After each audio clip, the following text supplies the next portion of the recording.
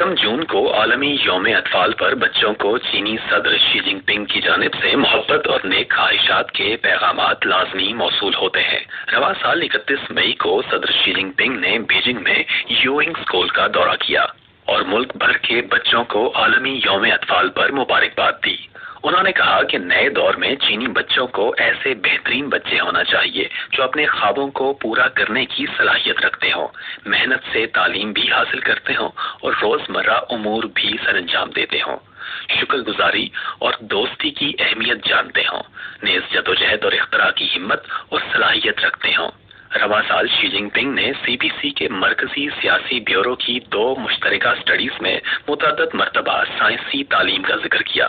انہوں نے طلباء میں سائنس میں دلچسپی پیدا کرنے اور نامعلوم کو معلوم کرنے کی جستجو بیدار کرنے کی حوصلہ افزائی کرنے کی تاکید کرتے ہوئے اسکول کے بچوں کی